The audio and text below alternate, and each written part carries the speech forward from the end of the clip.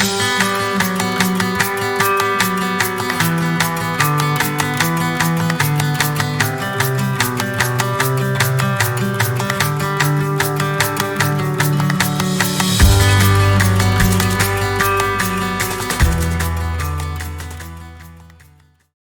guys, this is John Martino.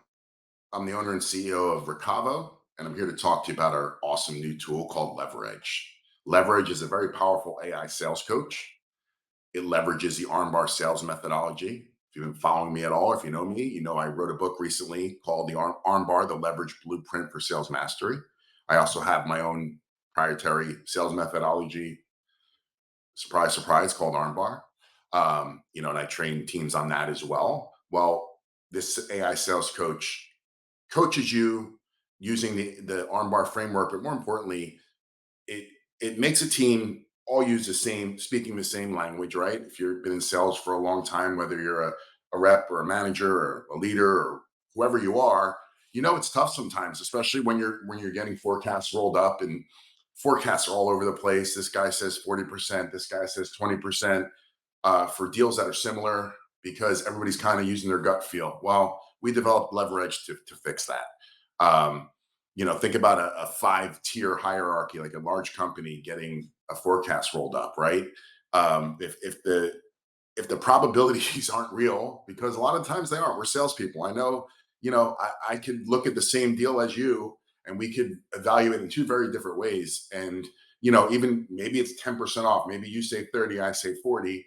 Um, but when you're rolling up the forecast and companies are using that forecast to either go to their board with their quarterly forecast or go to the street if they're a public company, that 10% means a lot, right? It might mean making or missing the number that they're calling. So we're here to improve all that with LeverEdge. We programmed with Armbar because I believe Armbar is the best sales methodology out there. I might be biased, but it does work, and I've been using it for years. Many teams of mine have been taught it, maybe under different names because I changed the acronym when I wrote my book, but it's still the same framework. So anyway, let's first talk about what he did, what he's going to do. So I'm going to, ask him to tell him that I have a deal with Levy Corp, right? Fake name. So if your company's name Levy Corp, I apologize. It's LeverEdge Corp is the acronym that I'm going after there. Anyway, we've had two meetings with their IT director, John Smith. They need a new CRM system by Q4 because their current solution is being sunset. Budget isn't approved yet, but they've asked for pricing, right? We're looking at about 50K for the initial implementation. Can you evaluate this deal? So as you see, just like you're used to working with other LLMs, ChatGPT, Grok, Gemini, you're talking to it like it's a person, right? It's a member of your team that you're going to with this information. What he's going to do is evaluate the deal using the Armbar framework. So again, Armbar is authority, requirements, moment, budget, approach, risks. So what that does is he's going to go through it step by step in that. If you read the book, it's not a linear thing, but he's going to fill out all those areas for you. So authority means who can approve and who can sign the deal, right? Both. Requirements are why do they need this solution? What's a compelling event? Moment, when, and then why that day. So, if you say June 1st, why is it June 1st? It's not just picked out of thin air because that happens too a lot. As you see, LeverEdge just answered me with a pretty robust answer, but let me get through what I'm explaining to you and then we'll get into what he said to us.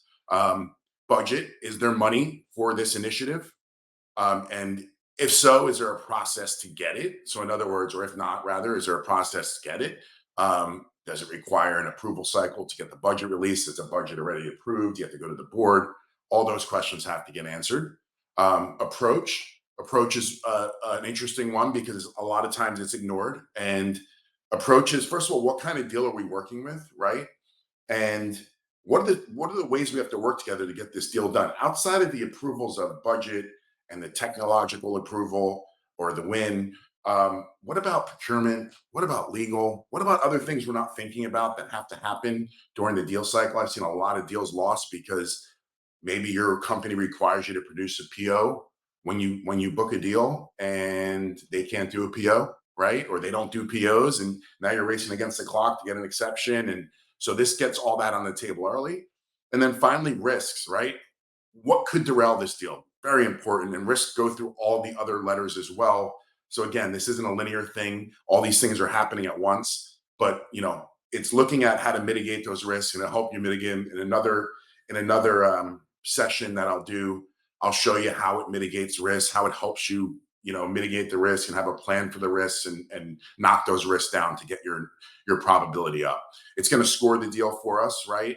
Again, it's not a linear thing where it's like, oh, well, you checked off, 25 of my points, so it's a 25% deal. Not at all. It's a very complicated way it scores the deals. We've been honing in it for a while now, and we think we got it right.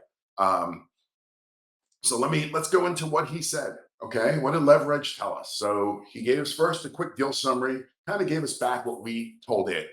This comes into play later as you talk to him more and more and more and more about this deal. He's going to keep updating that summary with what's happening in the deal. So it's a very basic summary. And then it goes into the deal scorecard, which I think is one of the most important parts, at least for what we're showing today.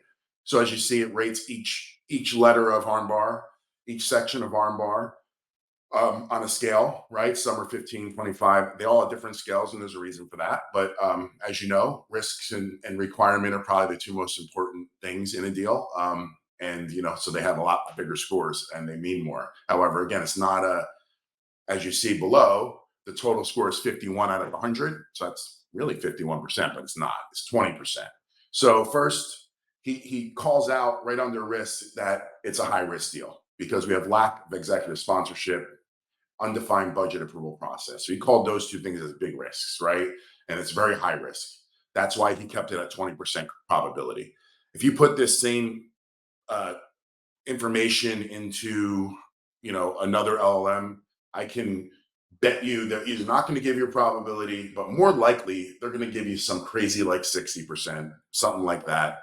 And because they don't have the knowledge of really of how a deal works, right? They're just going based on their analysis and what they can find on the internet, and they get happy ears, right? And the whole point of this is trying to stop sales professionals from having happy ears, right? We want them to really hone in on the probability. So this one's at 20%.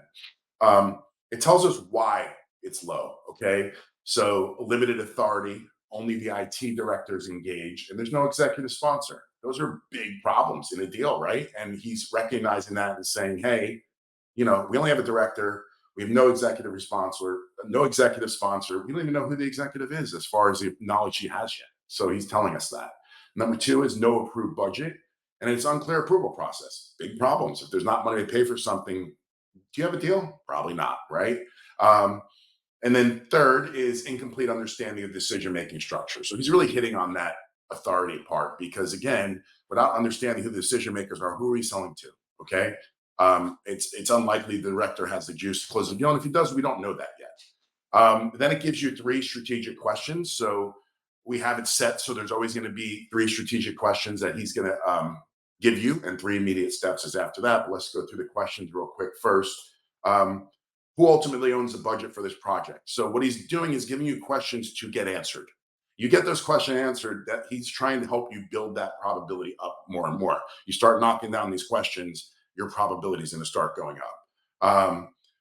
Besides the CRM sunset, what other business impacts are driving this change? He really wants you to get the crux of the why, right? Why the requirement? Why are they really doing this deal? Is it just because the CRM sunset, or is it impacting in other ways? And if it is because of the CRM sunset, how will that impact them? Really important stuff to get your hands around as a salesperson. And then finally, who else needs to be involved in the approval process? Now, as you start answering these questions, he'll put new questions up too in future discussions with him. Like I said, next is the three immediate next steps to improve probability. So first, he's telling you to schedule a meeting with the director, the IT director, to map out the complete approval process and identify executive sponsor. So he's asking you to get a meeting, find these things out that he deems extremely important, and so do I. I agree. Second, document the business impact of not having a replacement CRM by Q4 to build urgency. He's trying to get us to help force a requirement, right? And not maybe not force it, but help build the requirement up and show them what the impact would be, right? So do your thing as a salesperson and sell them on. It's true, right? There's going to be an impact when this CRM goes down. What is that impact going to be? If it's sunsetted, is it, I mean, it goes away? Is it unsupported? What is it, right? And what is their plan for that? And so we want to build that urgency because it is an urgent, it could be an extremely urgent situation for them. CRMs are normally mission critical for a sales team. Finally, you create a budget approval, a timeline, and identify all stakeholders needed for sign off. So again, get everybody understanding what's going on, right? And figure out how the budget's going to get approved because it knows that without budget, where's this deal going? Um, so, pretty cool, pretty insightful. Again, you go back and forth with it like any LLM, and it'll keep updating, the deal probabilities, and it's a real time thing. What's unique about it is that it doesn't just give you a simple score.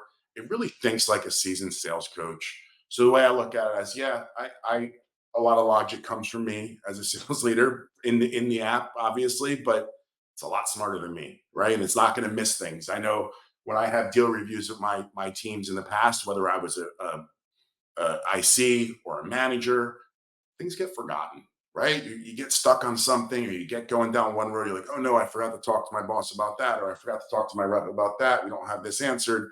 So, it's important. It also catches things. It'll catch risks that you didn't even see based on what you tell it, right? Um, you could even take your call. So you have a call that's recorded and there's a script from it. Paste the script in. Tell him what happened on the call, and he'll help you with that, taking that info out and putting it towards a deal and figure out like what did you find out really? What more do you need to find out? It's the possibilities with LeverEdge are endless. So again, he's really analyzing the deal. He's coaching. Another reason we built it is as a sales leader, I like to say I spend a lot of time coaching my reps. Is that true? I wish. I do. I try and spend as much as possible. Once you get into deal mode and you have deals on the table, things get derailed. Whether you're a great manager or not, you're gonna not have the time. There's only so many hours in the day, right? This thing is constantly coaching you. And I can find out about your deal as a manager. I can just query the deal anytime I want, right? Um, and find out what's going on in your deal, and then I can coach you too, which is beautiful. It's like he's in your pocket at all times to remind you of things too. Maybe as a manager, I have 50 deals under me. I don't remember what's what sometimes, right? And I have to go to my notes. I don't have to go to my notes anymore. I just got LeverEdge. So again, some other things that we didn't see today that I'm going to do in future videos is LeverEdge can track deal progress over time. He can manage entire pipelines. He can provide team level insights. He can generate custom reports. He can integrate with popular CRM systems, right? So if you see at the bottom of the deal, he's saying, here's your deal ID. He created a deal in our database. We can integrate that right into your CRM. So all this is populating into your CRM. We can leave it in the database. You can use that. It's up to you as a company, as a team, how you want to do it. So again, this is LeverEdge. I showed you one thing. Stay tuned for more videos of the really cool things that this AI sales coach can do. It's exciting and it's really helped my team. I know that. Thank you, and hope you have a great day.